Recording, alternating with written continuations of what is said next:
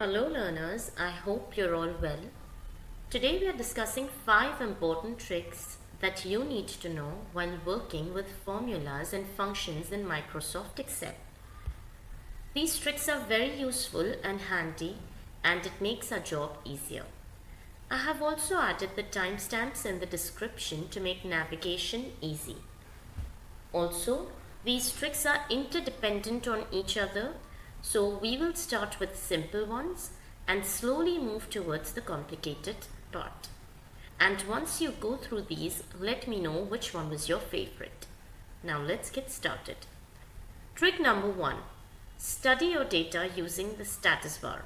Whenever we are studying the data, let's say for data analysis, we can simply select or highlight the cells in Excel, and the status bar down here will automatically show us some basic operations and metrics about the selected cells, like sum. We haven't even performed any calculations using formulas or functions, and yet here we are getting the output, that is sum is 8, which is correct, right? 2 4 times is 8. We also have average. The average of these 4 numbers is 2, right? So it gives us an average of all the numbers in the selected cells.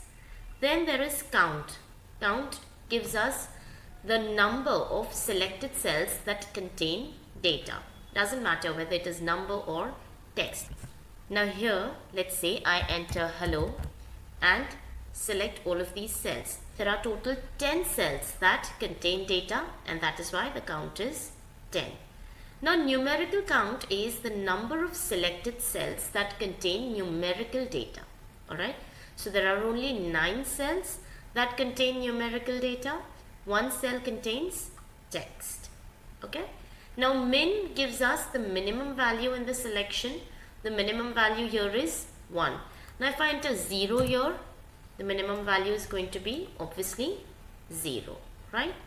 And max value is 10 because the maximum value here is 10. Alright. Now we can also right click here and select which features or which metrics we would like to see on our status bar. Alright. If I unselect zoom, I will not have that option here. Alright. That is zoom 100%.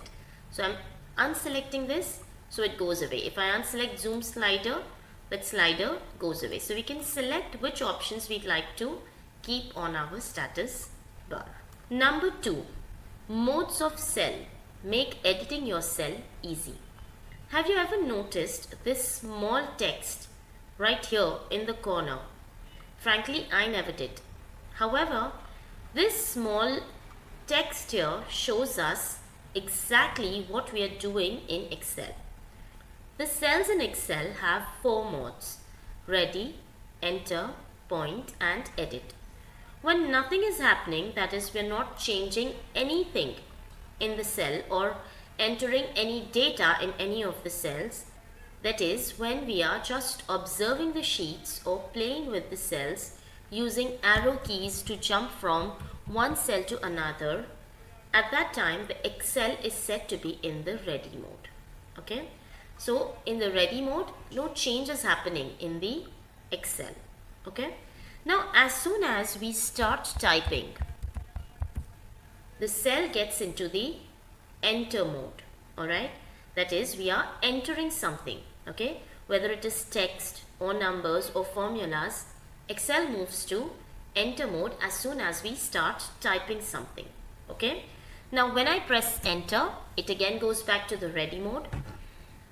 And if I use navigation keys, that is the arrow keys, to move from one cell to another, it will again go back to the ready mode. Okay.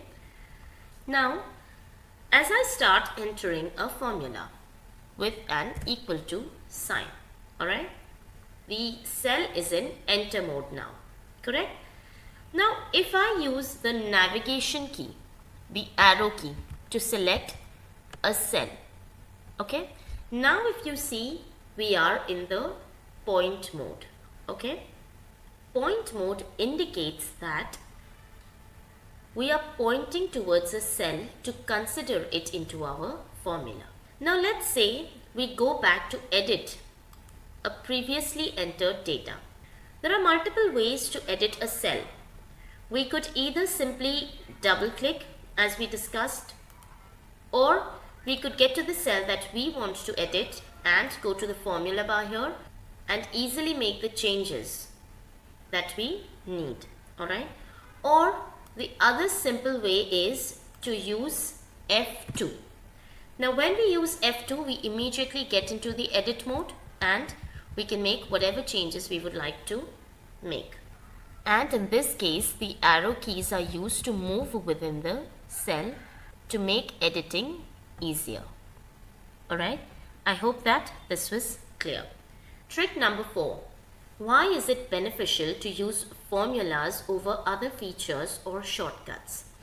Now let's say we have this data here. Alright, you can see that some of the cells have data in all caps, some has data in lower caps, that is all small caps, and some has data in mixed caps. Now if I wish to change it to proper caps, it is very easy. I can simply change the first entry and use flash fill to change the data, right? I've got all the text in proper caps.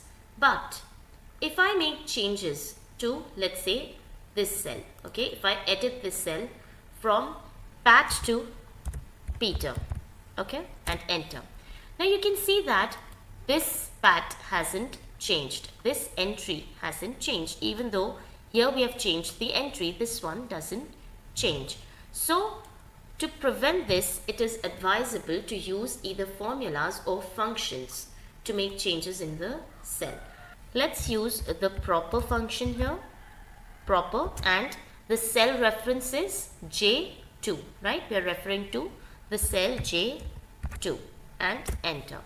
And as you can see, we've got our data, right? Now we could simply select all of these cells and Control D will copy the formula in these cells, right? And we've got our required output. Now let's say I again change this Peter to Pat and enter. And you can see here also the data changes, right? So this is an advantage of using formula or function over other features. Now let's get to our final and important trick, trick number 5, cell references and how to fix or change the cell references. Now whenever we use a formula, like here I have a table with the price of the items and the number of items sold. So the total price will be the multiplication of both of these cells, right? Now here I have some data with price of the items and the number of the items sold. To get the total price, I could simply multiply these two cells and I'll get the total price. So let's start with equal to, select the cell, multiplied by this cell and enter. Alright. Now to copy this formula into the rest of the cells is easy. We could simply select these cells and press Ctrl D. Right. So we can see that the cell references have changed according to the position or the formula wherever we are placing it, right? Like here the cells we referred to were C2 and D2, but here it is C3 and T3, and here it is C4 and D4, and here it is C5 and T5. So such cells whose values change when the formula is copied is known as relative cell reference, right? So by default in Excel, whenever we use a cell reference into our formula or function, we are actually using relative cell references, and thus whenever we are copying and pasting that formula into other positions, those relative cell references change according to the positions. Alright. Now let's say I don't want to change this cell reference. I want to keep it fixed. For example, here this total price has to be multiplied by this tax and saved in this column here. Alright. So again we'll start with equal to. We need to use this cell multiplied by the tax. Alright, and enter. And we've got our correct answer. Now let's select and control D. Now we're getting 0 as the answer. Why are we getting 0 as the answer? Because here the cell reference was E2 and F2, that is this one and this one, which was correct. But here in this cell we are using the cell reference as E3 and F3. We don't want F3, we need F2. We need to multiply our total price cell with this fixed tax cell, right? So how can we change this? We can simply go to this formula and we need to make this cell reference to be absolute. Absolute cell references do not change when the formula is copied. Alright. So to make a cell reference absolute, we have to simply add the $ before the column name as well as the row number. Alright. And enter. Okay. Now let's duplicate this formula and we've got the correct answer. Right. 2 25s are 50,000. 14 25s are 35,000. 1000 into 25 is 25,000 and 400 by 25 is 10,000. Okay. So I hope that this was clear. What are relative and absolute cell references? But there's also one more, that is mixed cell reference. Now in mixed cell reference, either the column is fixed or the row is fixed. We do not fix both the row and column. Now let's say here I need to multiply this cell by this cell, okay, and get the result here. Here I need to multiply 4 by 5. So in both of these cells I need this cell to be fixed, alright. But here I need to multiply 10 by 3 and here I need 10 by 5. Here I need 20 by 3 and here I need 20 by 5. So I need a formula that should be useful, that should work even if I've copied it down as well as across. Okay. So in this case, if you see here, the column is fixed, only the rows are changing, right? And in this case, the row is fixed, only the columns are changing. So that is what we have to consider. Equal to, now in this case, the column is fixed, okay? So we are going to use $ before the column name, that is A. But the row number will not be fixed, that is row number will be by itself. It will not have a $sign. In this case, the row is fixed, but the column names are changing, B, C. Okay, but the row is 12. So we are going to keep the column name by itself, that is without a $sign. We're not going to fix the column name, but we are going to fix the row number, that is 12. Okay, and enter. Now in this formula you can see that we have both the references are mixed cell references. Okay, none of these are relative or absolute cell references. Now let's copy this, Control C, and select these cells and we're going to paste the formula and we've got our answer. You can see 4 5s are 20, then 10 5s are 50, 20 5s are 100, 10 3s are 30 and 20 3s are 60.